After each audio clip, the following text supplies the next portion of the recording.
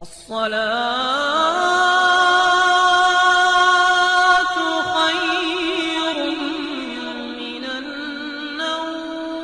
अस्सलामु अलैकुम वरहमतुल्लाहि वबरकातुहू। प्यारे दोस्तों, कुरान मजीद की सूरह बकरा में अल्लाह ताला मुमिनीन से मुखातिब होते हुए इरशाद फरमाते हैं कि हमने तुम्हें जो कुछ चीज़ें अता की हैं उनमें से खाओ। यानी अल्लाह ताला ने इंसानों के लिए आसमान से जो बेशबहा नामतें नाजिल फरमाई हैं और खाने पीने की अनगिनत पाक और तैयब चीज़ें अता की हैं उनमें से खाने में और किसी में मिकदार में खाने से कोई रोक टोक नहीं है। हाँ, ये ज़रूर है कि इस्लामी तालीमात में एतदाल का हुक्म ज़रूर दिया गया और उन अता की गई ग़िज़ाओं में से कुछ ग़िज़ाएँ ऐसी भी हैं जिन्हें एक साथ इकट्ठे खाने से आपकी जान को या आपकी सेहत को ख़तरा लाहक हो सकता है। और इस बात का इशारा हमें तिब्बे नबी सल्लल्लाहु अलैहि वसल्लम में भी मिलता है। आप सल्लल्लाहु अलैहि वसल्लम की सुन्नत मुबारका थी कि आप जब भी खजूर तनावल फरमाते या कोई ऐसी चीज़ खाते कि जिसकी तासीर गर्म होती तो साथ उसको बैलेंस करने के लिए आप ककड़ी या सर्द तासीर वाली चीज़ भी खाते थे। यानी प्यारे दोस्तों, 1400 साल पहले ही रसूल करीम सल्लल्लाहु अलैहि वसल्लम ने अपनी उम्मत को ये पैगाम दिया था कि अल्लाह ताला की इन उतारी गई नेमतों में से खाने में कोई मज़ायका नहीं, मगर इनकी तासीर का ख्याल करते हुए इनको बैलेंस ज़रूर करना चाहिए। और हमारी आज की वीडियो में हम आपको कुछ ऐसे ही पॉइंट्स बताने जा रहे हैं जो तिब्बे नबी सल्लल्लाहु अलैहि वसल्लम से लिए गए हैं।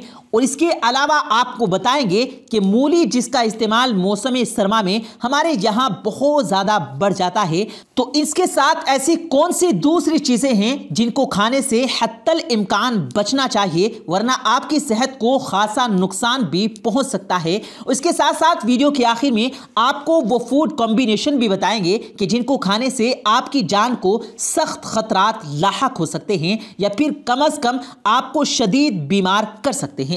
लेकिन वीडियो में आगे बढ़ने से पहले आपसे गुजारिश है कि अगर आपने हमारे इस YouTube चैनल को सब्सक्राइब नहीं किया है तो अभी सब्सक्राइब करें, साथ लगे बेल नोटिफिकेशन को जरूर ऑन करें ताकि लेटेस्ट अपलोड होने वाली हमारी वीडियोस का नोटिफिकेशन बर वक्त आप तक पहुंचता रहे।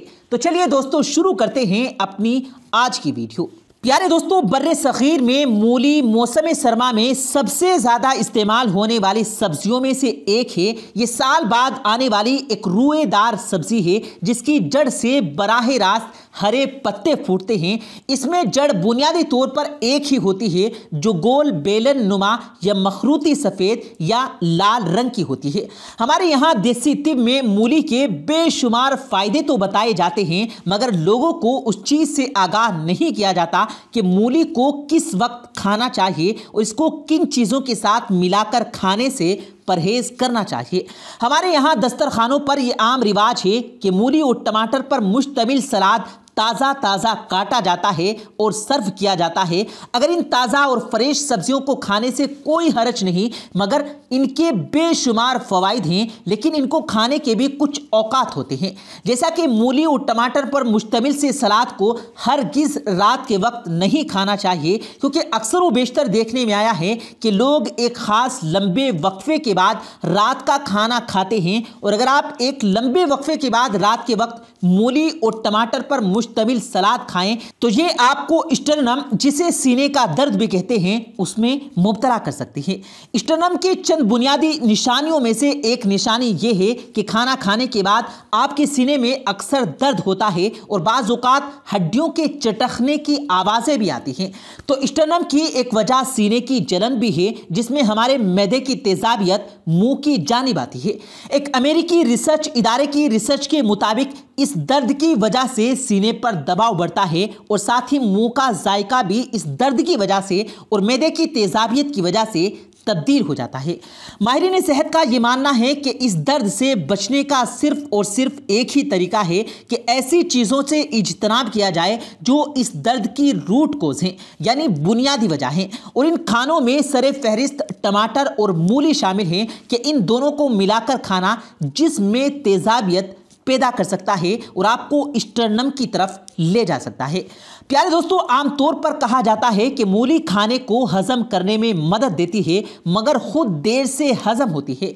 मेडिकल रिसर्चेस ने साबित कर दिया है कि ये बिल्कुल दुरुस्त है। इसलिए अगर आप मूली को रात के वक्त खाएंगे तो इससे मैदे पर बोझ होगा और मैदे में तेजाबियत पैदा होगी।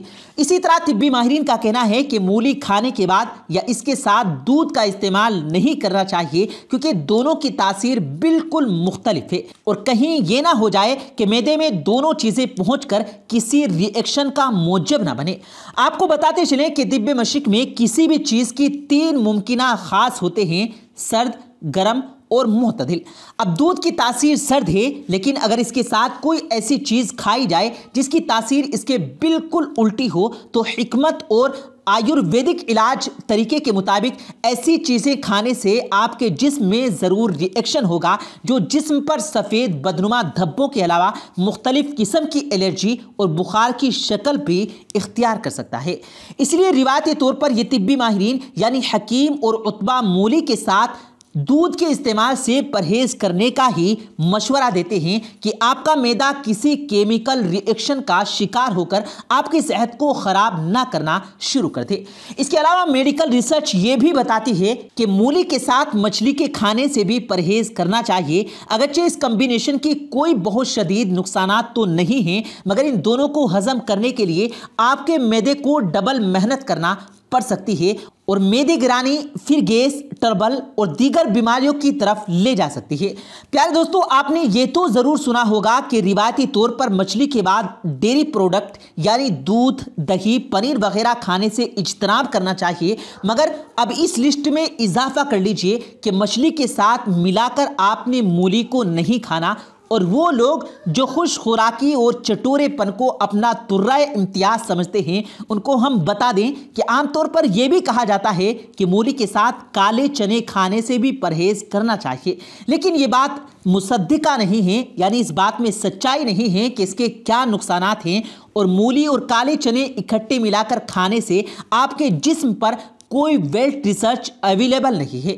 लेकिन बहरहाल हमने मूली के हवाले से आपको 3 बातों से ज़रूर आगाह किया कि एक तो आपने इसको सही वक्त पर खाना है, यानी रात के वक्त लेट और में खाने से इज्तनाब करना है, और दूसरी बात यह है कि आपने इसे खाली पेट खाने से इज्तनाब करना है क्योंकि ये आपको स्टर्नम की तरफ यानी सीने के दर्द की तरफ ले जा सकती है। उसके साथ साथ आपने मूली के बाद दूध और मछली का इस्तेमाल करने से भी परहेज करना है क्योंकि ये दोनों चीज़ें आपके जिस्म पर बदनुमा दाग और मुख्तलिफ किस्म की एलर्जी छोड़ सकती है। प्यारे दोस्तों, याद रहे कि खुशगवार की वो शख्स है कि जिसको हमेशा मालूम है कि कौन सी चीज़ किस वक्त खानी है और किस चीज़ के साथ मिलाकर खानी है। और वीडियो की शुरुआत में हमने रसूलुल्लाह सल्लल्लाहु अलैहि वसल्लम की सुन्नत मुबारका आपके साथ शेयर की कि जब भी वो कोई गर्म तासीर वाली चीज़ें या खजूर वगैरह खाते थे तो इसको मुतदल करने के लिए हमेशा उसके साथ सर्द तासीर वाली चीज़ें यानी ककड़ी वगैरह ज़रूर तनावुल फरमाते थे। अब वीडियो के आखिर में अपने दोस्तों को हम कुछ ऐसे फूड कॉम्बिनेशन बताते हैं, यानी वो ग़िज़ाएं जो इकट्ठे खाने से आपको नुकसान हो सकता है और आपको मुख्तलिफ बीमारियां भी हो सकती हैं। तो दोस्तों, कहा जाता है कि नाश्ता हमारे दिन का फर्स्ट मील होता है और ये बेहद ज़रूरी चीज़ है, इसकी निहायत अहमियत है। लेकिन बहुत से लोग नाश्ता करने की बजाय सीधा दिन का खाना खाने को तरजीह देते हैं।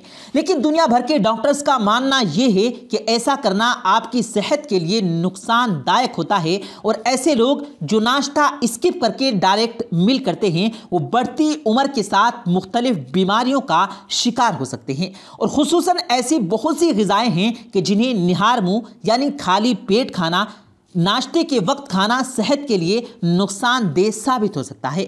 हमारे यहाँ अक्सर रिवाज है कि मौसम सरमा या गर्मा में दही का इस्तेमाल नाश्ते के वक्त किया जाता है। तो आपको बता दें कि मेडिकल रिसर्च ये बताती है कि खाली पेट दही खाने से पेट में हाइड्रोक्लोरिक एसिड पैदा होता है जो आपके मैदे और पेट में मौजूद इलेक्ट्रिक एसिड बैक्टीरियाज को ख़त्म कर देता है और इनको इलेक्ट्रिक एसिड बैक्टीरियाज का शुमार जिस्म के लिए मुफीद में होता है। ये ग़िज़ा को हजम करने में भी मददगार साबित होते हैं। इसलिए दही खाली पेट खाने की बजाय खुद खाकर थोड़े वक्फे के बाद खाया जाए तो बेहतर है। और वो लोग जो खाना लंबे वक्फे के बाद खाते हैं और जिंदा सलाद पर टूट पड़ते हैं, उन्हें भी बता दें कि कच्ची सब्जियों में अमाइनो एसिड ज़्यादा मिकदार में मौजूद होता है, इसलिए इन सब्जियों को ना तो निहार मुंह खाया जाए और ना ही लंबे वक्त के बाद। और कोशिश कीजिए कि उबली हुई सब्जियां इस्तेमाल करें, क्योंकि हमने आपको बता दिया कि कच्ची सब्जियों में अमाइनो एसिड की मिकदार ज़्यादा होती है, जो आपके मैदे में तेजाबियत भी पैदा कर सकती है। और प्यारे दोस्तों, कोल्ड ड्रिंक का इस्तेमाल तो वैसे ही नहीं करना चाहिए, लेकिन अगर आपके 2 मील्स के दरमियान लंबा वक्फा है और आपका मैदा खाली है, तो कभी भी खाली पेट आपको कोल्ड ड्रिंक नहीं पीनी चाहिए, क्योंकि ये मैदे तक पहुंचने वाले खून की रफ्तार को स्लो कर देती है।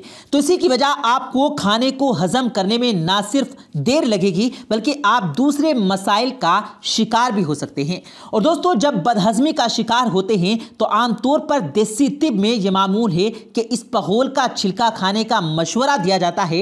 लेकिन क्या आपको इल्म में है कि इसबगोल आपको किन हालात में और किन औकात में इस्तेमाल करना चाहिए और इसके इस्तेमाल का सही तरीका क्या है? क्योंकि इसबगोल मुतवातर इस्तेमाल करने वाला शख्स बहुत जल्द मैदे की कमजोरी, जोड़ों का दर्द और कमर दर्द का शिकार हो सकता है।